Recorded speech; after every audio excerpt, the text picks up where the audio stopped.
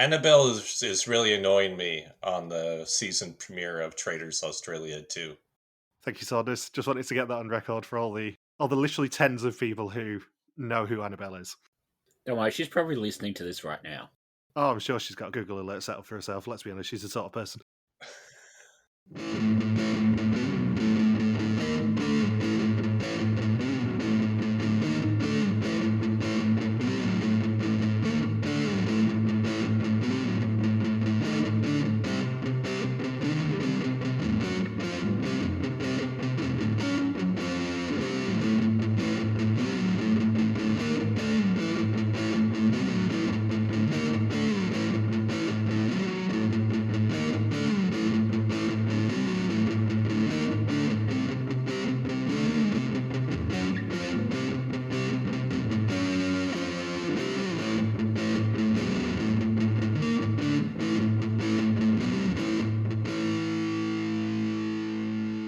Welcome to the 6th episode of VSML 2012 Recaps from Reality TV Warriors. My name is Michael Armstrong, and joining me as always is the Canadian who spent his rewatch of The Traitors thinking Roger's so much cooler, Logan Saunders. Good afternoon. And the guy who was told many an idiot online to die, motherfucker, die, David Bindley. Good morning. Roger is so much cooler. That was a gift from heaven when Saunders said he was watching Traitors Australia. So, you've been watching Traitors, Saunders? Somehow, I have finished 12 seasons of Traitors without watching a single season of the American one. Has it been a quiet week for teaching this week, by any chance? A little bit in some ways, because they're on holidays right now. It's their Chinese National Day followed by Mid-Autumn Festival. But it's not like I haven't been teaching at all. It's just I haven't been doom scrolling as much. And that frees up a lot of time. I genuinely forgot that it was Golden Week because when I went to Beijing, which was 7 years ago now, as of this week, we weren't aware that it was Golden Week and it was public holidays all week. That was hilarious fun. Because everywhere would have been insanely busy in Beijing, I'm sure. Well, Beijing's insanely busy anyway, but yeah, it was actually quieter than it normally would have been because everyone leaves the city for that week. But yeah, actually 7 years ago today was the day that we left Beijing finally and went to Okinawa the day after. How is Okinawa? Okinawa was really fun. We loved Okinawa. Okinawa. I'm planning to go there for possibly end of January or early February. It was a nice introduction to us for Japan, I think, because it's Japan, but it's maybe a little bit westernized as well because of the American bases there. Yeah, apparently they have an America town there. Yeah, oh yeah, I mean it's full of Americans because they've got a massive military base there. But yeah, it's sort of straddling the east and the west, which then sets us up nicely for Tokyo in like a month and a half at this point. And then Osaka and Hiroshima as well. You had a good week? Bindles or me? Either of you. I don't really give a shit. Just someone answer. Come up with some content. That's fun. We don't give a shit about your week either. Yeah, it hasn't been too bad considering Golden Week has been affecting us at work as well because Chinese tour groups have basically booked out everything. Booking everything out and then just not spending money. So I've basically been sort of standing around for 6 hours every day at work. Oh, fun. Yeah, I know. It's been great to have like a really quiet week when like work is expecting it to be a really busy week. Yeah. I've been judging burgers. I thought you were meant to be veggie.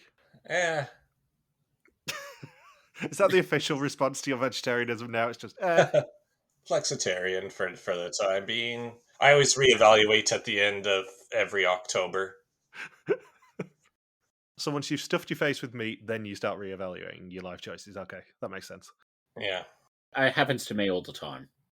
So a flavoring 6. Oh, no, you've not asked how my week was yet. Oh, how was your week, Michael? Did any more Amazon drivers just barge into your house? Not this week. I did say to Bindles before you graced us with your presence, I didn't have any home invasions this week, which is... I'm considering putting a whiteboard on my front door saying it has been 1 week since a home invasion. Now, the thing that I needed to bring to your attention is I had a very pleasant Friday evening watching a comedy special last week. Specifically, John Marco Cerace's comedy special that he's just put on YouTube called Thief of Joy. Very funny. Oh, was it in Saudi Arabia? It was not. I was going to say you're aware of John Marco, but he's kind of made a bit of a name for himself, criticising the Riyadh Comedy Festival over the past few weeks. I was made aware of his work from the crowd control episode of Game Changer, which is fantastic as well. But in it, he does reference some viral videos. In particular, one of a guy getting fucked by a horse. So you have a kindred spirit out there, Saunders. He also was allegedly forced to watch a video of a guy getting fucked by a horse. See? So I thought you'd be pleased that there are other perverts out there. Jesus Christ. I'm just happy we managed to get this far into the episode without Logan being like, so did you hear about the thing at the dolphin farm or whatever? We were taking bets on which animal you were going to say you fucked this week. I'm really hoping for a human.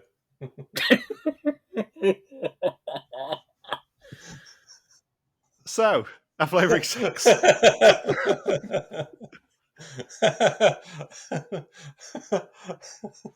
I have to put up with these two off mic as well, people. Yeah, look, Saunders is worse off mic, that's the problem. The way I always describe it is, think I cut about a third of our recordings out, and most of that is Logan. Just think, Claire is always watching you from the dog food aisle, which is also the ice cream aisle. Do you want to discuss Traitors anymore, Saunders? I feel like you've watched enough that you've probably got some fun opinions now, for once. Let's see. I still have no interest in watching the American version. Understandable. The first one's alright. The following two, not so much. Yeah, I don't know what they were thinking with the casting there of just, hey, let's only cast people everyone has seen 20 times that have been on Survivor or Big Brother. Let's get the coach, one of the coaches from The Biggest Loser, and then 5 or 6 people per season from Real Housewives of whatever the hell cities they have it in now. Like, what is that? And don't forget randomly John Burkow. Yeah. Disgraced British politician, the only one banned from Parliament who's still alive. I still don't get why he was there. Because he was on an American Redemption tour. Like, if he had done that on Celebrity Traitors starting in the UK tomorrow, there would have been a lot of backlash. Maybe not as much as Thomas Skinner on Strictly, but there would have been a fair amount of backlash of John Burko trying to redeem his name, because the dude had like 10 years of relentless bullying of his staff. It was something like 20 different counts of bullying were upheld when the parliamentary authorities investigated. Like, he has been permanently banned from ever getting a parliamentary pass. He's still, I believe, suspended from the party that he joined because he got booted out of his first party. Like, he's a liability. How did the Strictly thing go? I saw a lot of articles basically saying, I think the BBC are very relieved about this. Oh, good. Because it could have been a Farage-style campaign from I'm Celebrity where he got into third place, I think it was, purely by 20% of people voting for him or whatever it was. But yeah, he got cut very quickly, and it was pretty funny to see the result, to be honest. Excellent. To catch you up, Saunders, Strictly decided to cast someone from social media known for saying the word Bosch a lot. He was formerly on our version of The Apprentice, and in the intervening period between him getting cast on Strictly and Strictly actually starting, he had quite a lot of pictures with JD Vance when he was in the UK, shall we say. Ooh. So it became a bit of a hot potato for Strictly, which has not had the best few years for its reputation, given the bullying and mental health concerns that have arisen from Strictly, amongst other things, and the cheating and the racism and all that sort of stuff. So episode 6. That would have been funnier to say in the Professor Frank voice. Do you want to do it for me, Saunders? Because, you know... the cheating and... I'm just kidding. I can see the notes already. Logan debuts a new impression. The cheating and the controversial casting. Hoivy! Oh boy. And the JD Vance scene.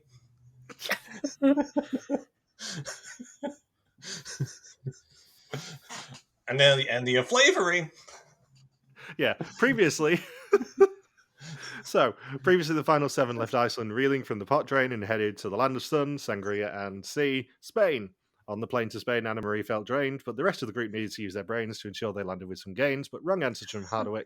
Frits and Merritt broke the chain. When looking for art hidden in a house in Almeria, Merritt found a question for the sixth test and shared it with Hadewych and Tim, which was good, as she became the fourth person sent home before she could actually use it.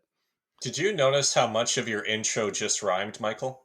It was entirely deliberate, Saunders. I thought I'd make Bindles inevitably roll his eyes at me for trying to find as many rhymes as I could for Spain. Yeah. It was deliberately rewritten a few times to try and chew on some more in, I'll be honest.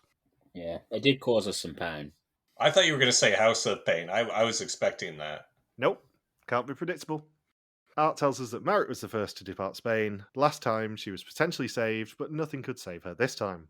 Someone will have the chance to win an exemption this episode, some certainty in some uncertain times. And the episode title is Smokescreen.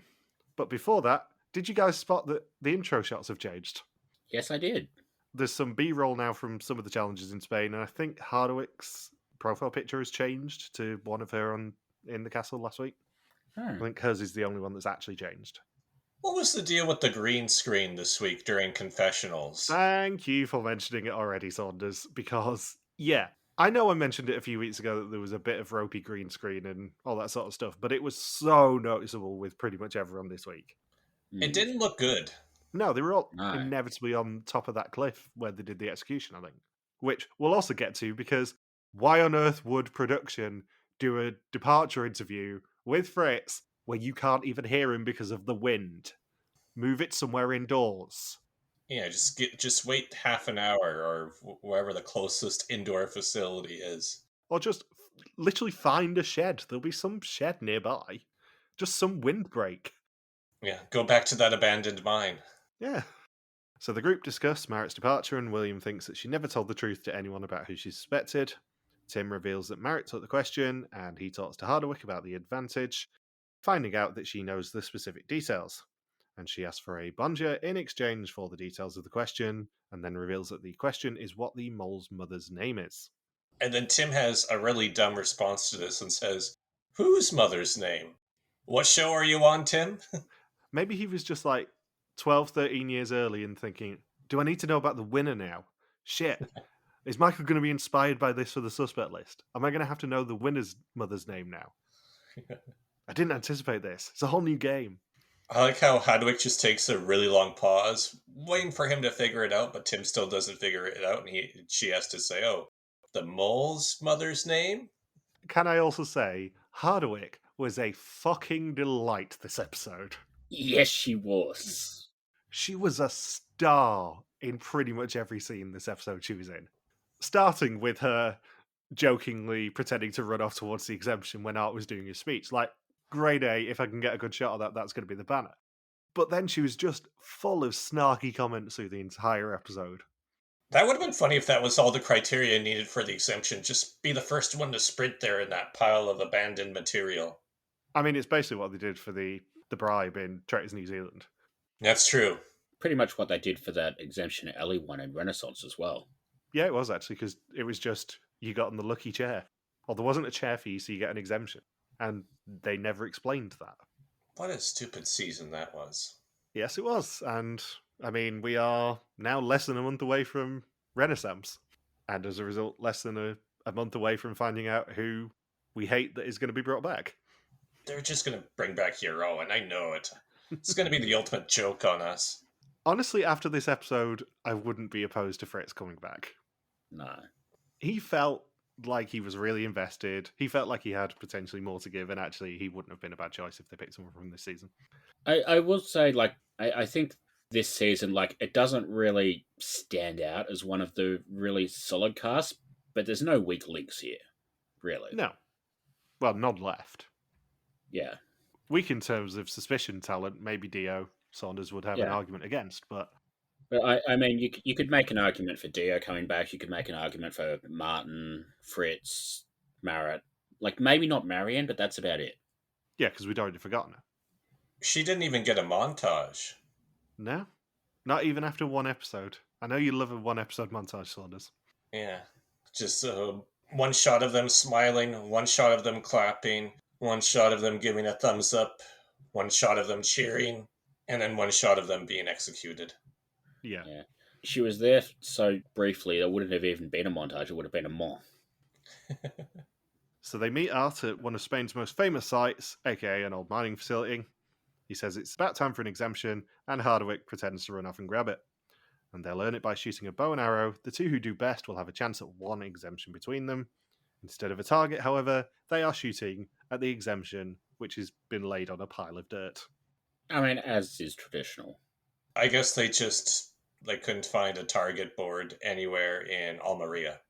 And this wasn't even the filler bit of the season or the last minute change bit of the season. That's the thing. This stinks of a filler bit of an episode, but I don't think it was. I think this might have been planned. Yeah, like they could have just grabbed one of those giant bed sheets they used last episode with the big X on it. I don't get why this is just it's over there. Having said that, the second bit of this challenge, I knew exactly what they were going for. Yeah, Like they obviously started with the second bit of this challenge and then worked backwards.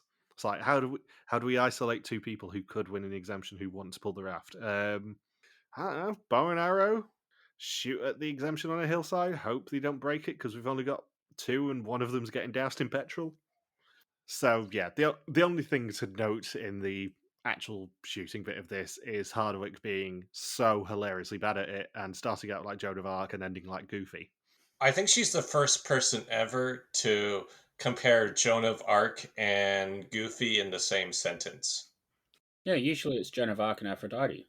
That is a very good reference. I don't get the reference. That surprises me. It's a 90s reference. What? Was it before or after 1995? And it's Canadian. What? No. She's So High is a power pop song written and performed by Canadian singer-songwriter Tel Bachman. It was released as a single to North American radio in February 13th, 1999. You just made up somebody's name. You'd know the song, Saunders. Yeah.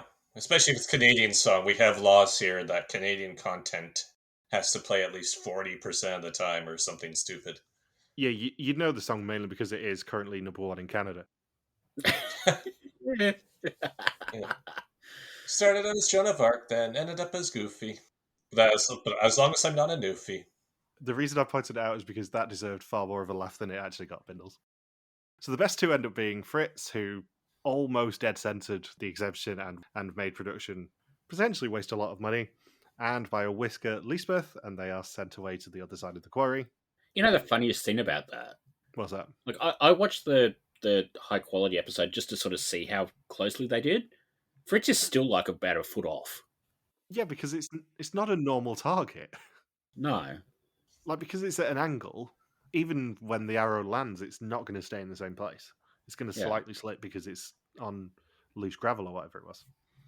So the exemption can be snatched away by the team. It's on a raft surrounded by hay, and Frits and Liesbeth have to pull it across a quarry for one of them to be able to claim it. The others will be trying to shoot arrows at it to stop them, flaming arrows to be precise, which William is very excited about. And if the hay bales catch fire, the exemption is null and void. I know that they had some real trouble trying to tie the challenges to Iceland, but this is maybe like the weirdest, most niche justification for a challenge they've ever done. Because as far as I can tell, the only link between this and Spain is that archer who lit the cauldron at the Barcelona Olympics. And that is a deep cut, considering this is, 20 years on. Could it have been that this was meant to take place in Iceland and it was just too cold for them to do it? Or windy. Yeah, or windy. Because, Maybe. in all seriousness, Iceland is the land of fire. Mm. It would have been the sort of pun that they would have gone for as a, shit, this is a last-minute challenge. Also, lighting the hay on fire the way it was on the raft looks like a Viking funeral. Yeah, that's what I'm thinking. I think this might have been shifted from Iceland. Especially just with the lakes in Iceland are really famous, right? Yeah. Just the way it was in this almost like a crater. I was thinking that would be the perfect. You'd see so many of those types of places within Iceland. Given that they made such a big deal during the Iceland portion of this season about how awful the weather was and how freezing it was all the time, I really wouldn't be surprised if this challenge was shifted from the Iceland bit. Yeah. Plus, episodes 1 through 3 had exemptions. Episode 4 didn't. Episode 4 had a non-elimination as well, which is basically the same thing. Yeah, true. Anything to actually say about this challenge. It was very visually impressive. I knew exactly what effect they wanted to happen, and it did. I feel like the owners of the quarry probably weren't best pleased that the water was covered in hay, petrol, and, melted plastic, but... I'm sure the fish loved it. I think maybe the pullers had the wrong strategy. I think they needed to go fast at the start to gain momentum, so they were getting past the archers faster instead of taking it easy till they get there and then pulling like hell. Yeah, because also the faster you pull early, the less tired you're going to be early on. Yeah. And if you get it out of their range, it makes it much harder for them to shoot. Because as Frits noted when he was shooting the bow and arrow the first time, it's not a normal distance. So the further it is, the harder it becomes. So yeah, they probably should have picked up the pace a lot earlier than they did. Having said that, we got the fun visual of everything setting on fire. You know who I wish did this challenge? Brandon Quinton from Survivor Africa. I was wondering how long it was going to take you to mention him. I was going to say that might be the most Logan Saunders statement I've ever heard. You know who I would have loved to see do this challenge? Anyone from Mexico too. Why, because they would have to stand up? Yeah. Can you imagine Rianne trying to shoot a flaming arrow? Or Rianne pulling a raft? She would be like Kevin from The Office. Just call it. Give them 8 rounds to fire at the starting point. Give me the exemption if they all miss. Just like Ewan and Rosario trying to pull the raft. The one thing we did miss out on with this challenge is someone having to pocket a petrol-covered exemption. Because they would have been a genuine danger for the next couple of days. They wouldn't have been allowed to be near any naked flame or anything. Flammable exemption means non-flammable? What a country! It's interesting they'd sort of do this challenge in the middle of the day when it's hard to tell what's going on with the fire. And then they do the next challenge in the middle of the night when it's hard to tell what's going on because there's no light. Well, that's another thing that sort of makes me think it probably came from Iceland, really, because I think they said they were there when it was 20 hours daylight a day as well. Yeah. It just feels like maybe this challenge might have been shifted. Yeah. Maybe it was meant to be at the start of episode 5 or something, and then they just decided because of the non-elimination they'd just shunt them straight to Spain or whatever. Yeah, maybe. We only got one Robin Hood reference during a bow and arrow challenge. I think you'll find it was Robina Hood. Oh yeah, she's on Amazing Race 38. Forgot about it. Yeah, that's right. We don't talk about that season, and believe me, by the time this episode comes out, no one will remember that season exists. Also true, given what we know about 39 so far.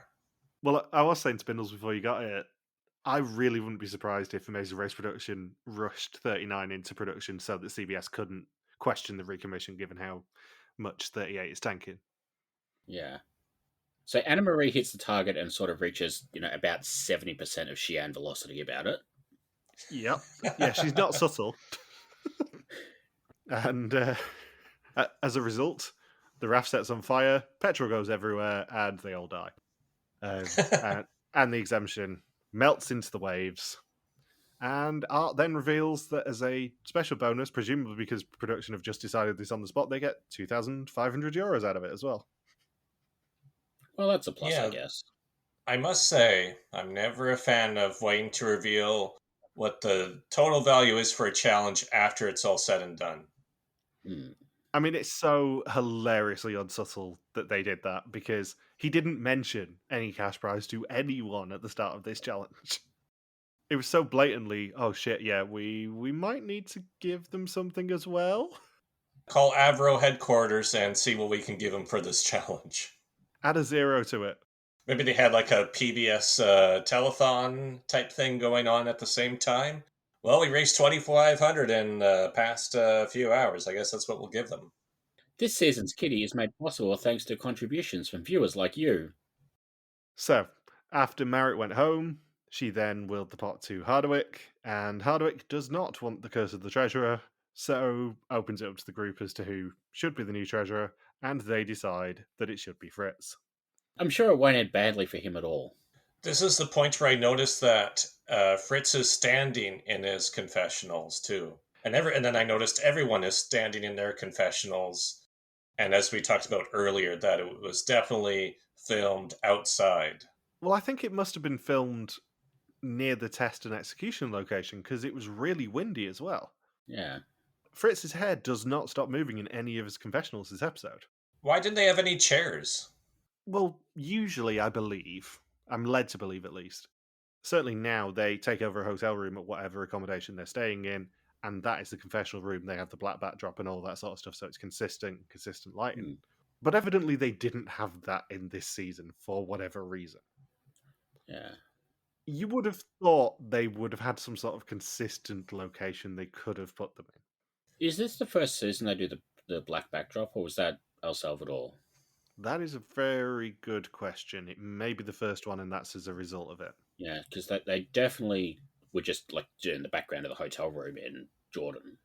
Yeah, and they were in Japan, I think, because I'm pretty sure Kim had some tea room backdrops and stuff. Yeah. Yeah, you might be right there. It might be a change coming in with arts seasons, and that explains it. So they were trying things this season in terms of the confessionals to make them a bit more consistent. But it was blatantly obvious that they were outside for certainly Fritz's confessionals, most of Tim's confessionals, and most of the others as well. Can't remember who it is, but there's like one confessional that's really dark, like basically either they were standing in the shade or they were doing it at night. And then there's one Fritz confessional that's like the brightest part of the day. Yeah. I'm pretty sure Fritz and Tim's were done on that second day, certainly at the beach, if not on the cliff for the test and execution location. But also, production wise, why would you pick a windy cliff to do any of this? Your audio is going to be terrible. I would hate to be an editor in post. No, and I'm assuming that they cleaned up Fritz's departure speech, but it's noticeably really bad audio for both him and Art. Yeah. It reminds me of university and film class where we had to sit through a half an hour video of by a sound guy who essentially says, if you don't have good audio, then you don't have video. And we just had to sit through that, him repeating that sentence about 100 times. And this explains so much about my experience of you recording with me on the podcast, Saunders. It was funny in my notes too with having Fritz standing. My actual note was, I think it's because Fritz is standing rather than sitting. Maybe he has hemorrhoids. He's the anti-Rianne, that's what it is. Yeah. Fritz can never sit down. Yeah, he's just groaning the whole time. I can't talk about this challenge. So in this Mind special episode of Vies to Mall, they are taken to another one which has been abandoned since 1996. And bless them, they try and sell it in a confessional, but it is still an abandoned mine. It doesn't look beautiful. It's very much urban delinquency, as Michelle Pierce-Donovan calls it. And Art tells them they will be the light in the darkness. It's been dark here for over 20 years, and they'll have to light all the lights to earn money for the pot. However, they will not be alone. There are some unsavory types out there who will try and eliminate them, but they can fight back with laser guns. If they succeed in lighting up all 10 towers, they will earn €2,500 for the pot. It's been way too long since they did a laser game. I know you don't really love this laser game, but I quite enjoyed it. It's just full of character moments. That's kind of why I like it, I think. Yeah, it's a fun one for character moments. I think it's probably one of the better ideas for a laser game they've had. I just don't think it works, and I can't work out why. Because it's a laser game that doesn't really rely on you eliminating anyone else, and usually laser games end up being filled with advantages of some description and stuff. So it's quite refreshing that actually it is just the team working together as it should be. I think this feels like a normal challenge that just happens to have the laser game part added to it to add that extra layer, where I think, I'm not sure, well, just do it within a time limit wouldn't have been much different, really. Yeah. I think maybe the tweak I would make is take the snipers out and make it more like the grave robbing mission that they do in Traitors, where you've got to avoid being in the lights or whatever. Yeah. Or some variant of that. Make it that there are traps on the field rather than it just being snipers, because I don't think any of the eliminations that we actually saw by the snipers were that clear. Certainly not in our subdivision of the episodes, but I don't think they were clear generally. I think it was just, this happened as soon as someone celebrated lighting up a tower, they got eliminated.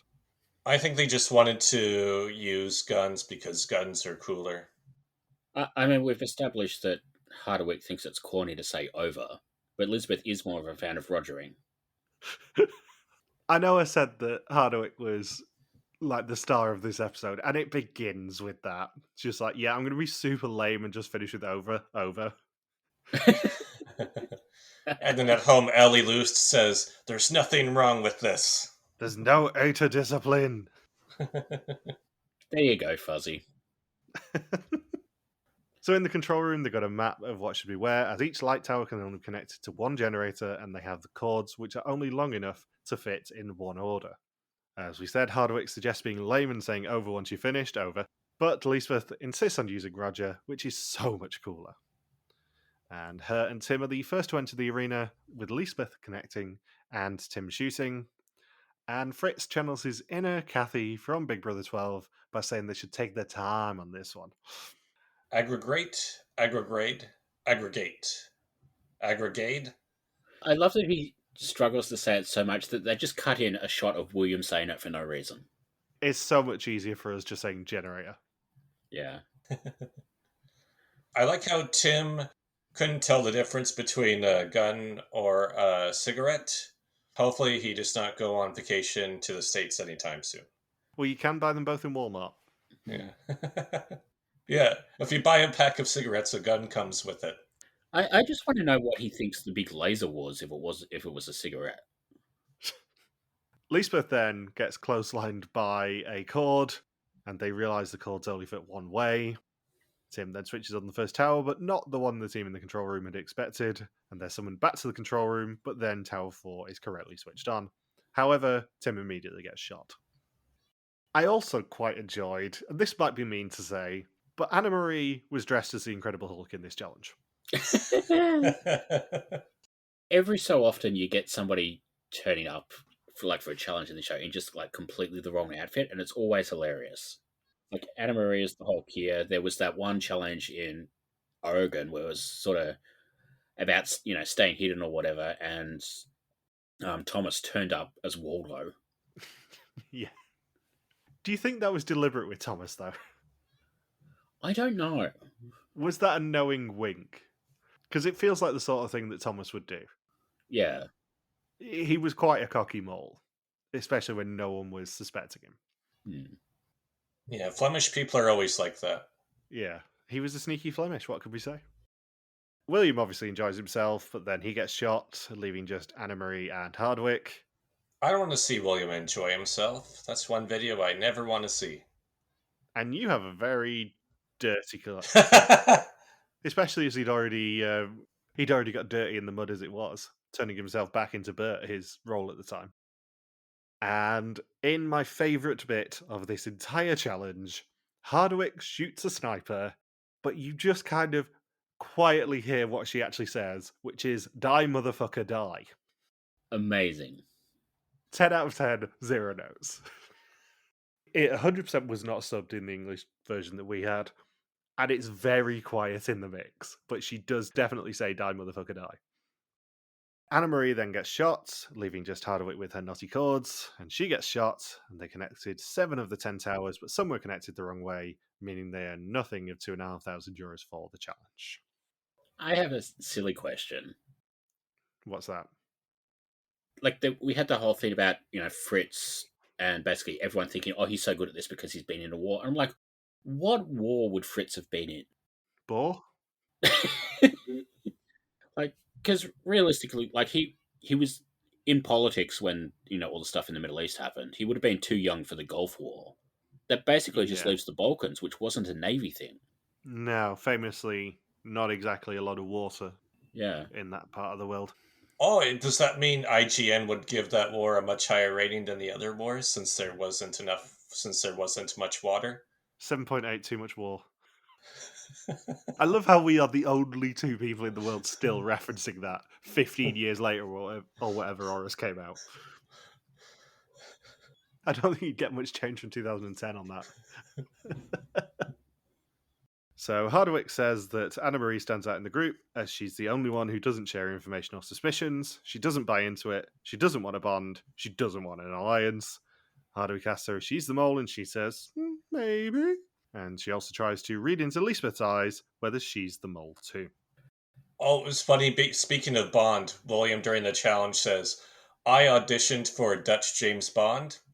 Fast forward over 10 years later, he ends up as Dutch Shrek instead. Yes, he does. The exact opposite of Dutch James Bond, I think you'll agree.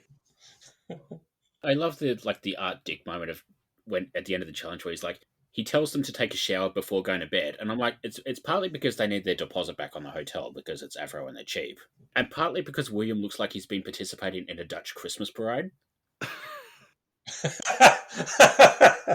I can't remember whether it's him who says it or someone says it to him, but they do say that he looks like he's come off a production of Mary Poppins, which he was in as Bert at the time. And like the funny thing is, like, he's the only one who gets even remotely dirty. Like everyone else basically leaves as clean as they are when they arrive. Well, Liesbeth, it looked like she did war paint with the dirt, so I think she might have kicked it off. But yeah, I was thinking, should I make a Zwarte Piet joke? But I thought that was maybe a bit too far for me. Entirely on brand for you, but a bit too far for me. It's funny with Art saying, yeah, everyone needs to have a nice shower first, and then I'm going to check everyone for lice, and then everyone change into your jammies, and then go to bed. And no supper for any of you because you sucked at this. Yeah. You don't get dessert until you plug in those generators. The bad news is as well, the hidden 11th tower was actually someone's life support machine. Sorry, guys. And the Spanish healthcare system will take care of that. So, Hadewych also shares the question with Liesbeth in exchange for the advice not to go for her on the test as she will be wrong. And Art then tells us that the candidates were in the dark literally, and the mole didn't really need to do anything. The question of the mole's mother's name is going around the group, and only one more challenge remains before they have to answer it on the test. It's just like the Hadewych's. So yeah, it's like just the funniest way to end a confessional. Like, there's no reason for them to add that extra few seconds. It's just, just her trailing off. So Art says that they can redeem themselves from last night using the fish behind him. On the beach behind him is the shape of a fish in pebbles, and they have to recreate it in a pile of driftwood. Once they complete it, he tells them it's worth no money, but he does have another challenge for them. They've got 3 minutes to move 3 pieces to turn the fish the other way around, and if they complete it, it's worth €1,000. Did you understand why they had like the time limit for the first bit? Like, Art was telling them to do it as quickly as they could, but it's for no money, and doesn't seem to affect the time limit for the second and third bits. No, it made no sense. Yeah. He just wanted to go for dinner or something. And this is a very Mole New Zealand-esque challenge. Is this the sort of challenge that they adapted for Mole Australia 6? I know we're getting Yes. towards that bit of the season, but I'm not at all surprised. This had Australia 6 written all over it. Surely there's a really easy way to win this challenge, which is draw the shape in the sand and then just rotate it so you know what it has to look like. Like, you draw it in the sand, and then you go on the other side of it, and you just look at it and go, right, that piece needs to move, that piece needs to move. Yeah. Like, they way overcomplicated this by shouting at each other. Obviously, it makes better TV that they did, but they way overcomplicated it. I suppose it's good that even these dummies can work out to that first part where they just had to set up the fish wasn't the whole challenge. I mean, I bet they only suspected Nadia for 4 weeks in Thailand. Dio still suspects her, to be fair to him. He's like, I'm sure it's Nadia. Dio suspected Angela at this point in the season. I know it's 20 years ago, but god damn it, it was definitely Nadia. It's funny because, like, every so often there's a shot of Hadewych that does make me think she looks a little bit like Angela. Yeah, she does, actually. So they complete that challenge with 1 minute to go and win the €1,000, but they can increase it again if they move the fish so it faces the sea using only 2 beams, and having 1 minute they'll earn €2,000. However, if they fail, it's worth absolutely nothing. And once they touch a beam, they have to commit. I'm assuming there was a choice for the team here as to whether they did it, and it just kind of got cut out. Well, Art said, your time starts now, but if you touch a plank, you've accepted the offer. Yeah. Like if you go the entire minute without touching everything, you just don't accept it. Yeah, there was no discussion of whether they were going to do it or not, like you'd expect. Yeah, and like I know we criticized Cambodia a little bit for leaning into Crystal May's 3 minute mental games, but this is literally a 3 minute mental game. Yeah, and also not to go all 1% glove on them, but they're using a quite well-known puzzle here Yeah. to the point that people in the challenge go, "Oh, I've seen this one before." Like Hmm. that's straight out of the 1% club playbook, Yeah. and it's just as entertaining as that television program is. Did any of you pick up on William's quote during this challenge? Which one? Thinking logically is my thing. No. Ah, William, never change. So Fritz makes a joke about this group being much smarter than last year's cast, and then last year's winner Art comes over. I love it when they get to snark out like that. Yeah, we're much smarter than last year's contestants, Art. And I'm assuming Art's off-air response was, well, yeah, but also the person who went over in episode 5 last year went all in on every single test. Like, that's a low bar, mate. Just because I was on the correct mold doesn't mean anyone else in the season was. And I like how Tim ends up touching the beam without consulting with anybody else first. He's like, yeah, I'm just going to go ahead and just possibly screw this challenge up for everybody. I know what the solution is. I don't need any of these bastards. Give me a crystal art. And then Anna Marie had to figure it out anyway. Yeah. Well, and she had to figure it out while William tried to talk over everybody with the incorrect solution. Oh, I love William. I think he's brilliant. Yeah. For a lot of the wrong reasons, but he is brilliant. And then Hadewych also doubles down on the William insults by saying, yeah, myself, Tim, and Anna Marie succeeded at this challenge. Nobody else. Is this the easiest challenge they've ever done?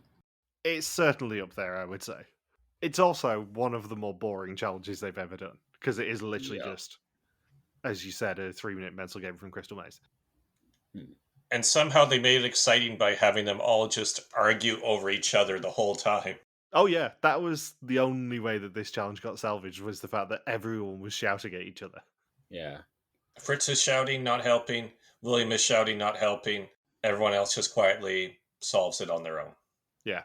So the time runs out with them having completed it, and that means they earn €2,000 for the challenge, 4,500 of 7,000 for the episode, and €8,100 of 56,200 for the season so far. And even with a 100% pot drain, they're already at the level that final pots are today.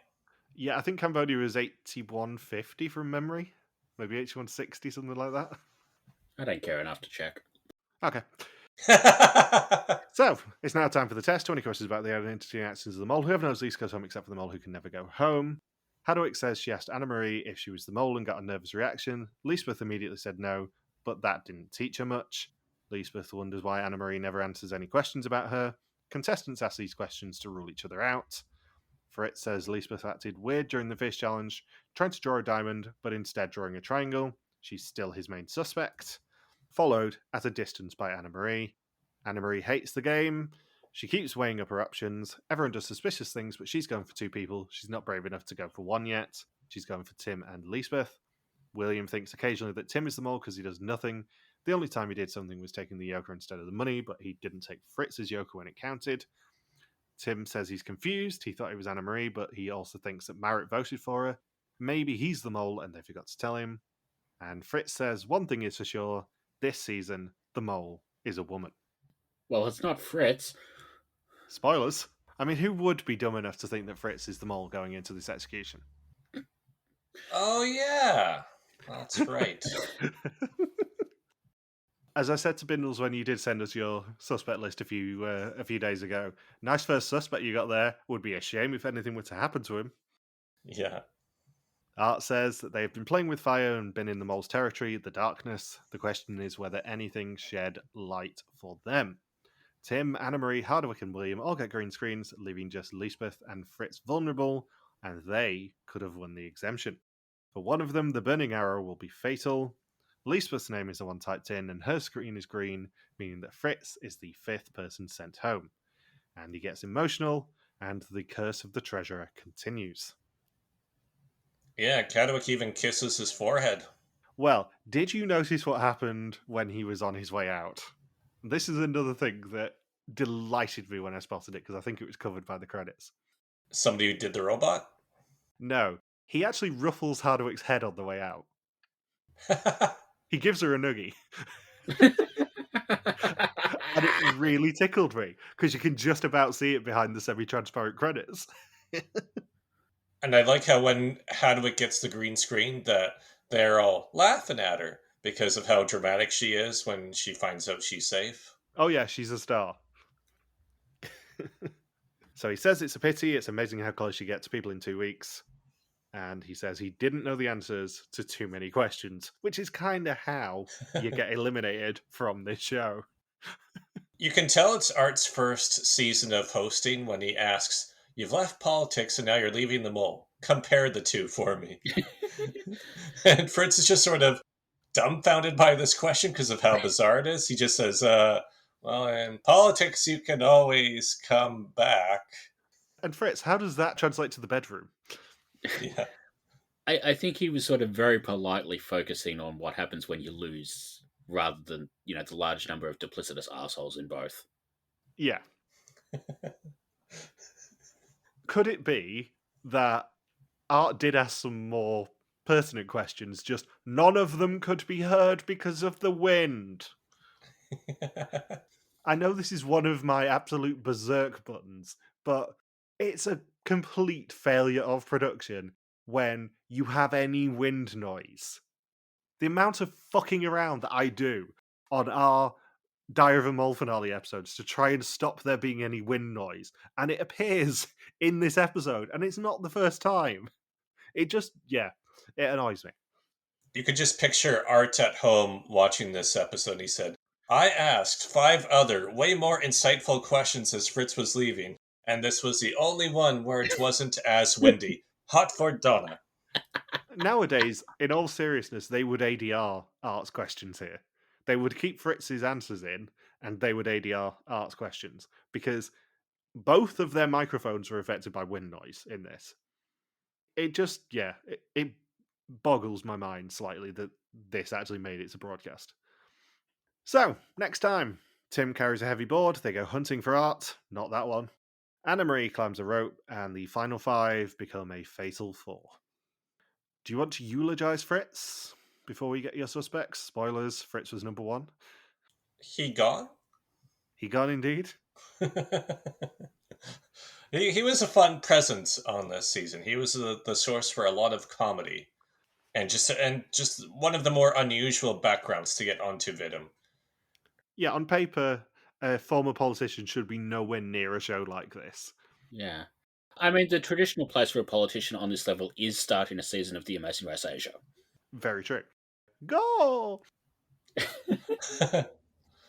Oh, Deputy Minister Patana. How many years ago was that now, Saunders? It was right before I left for... Was it?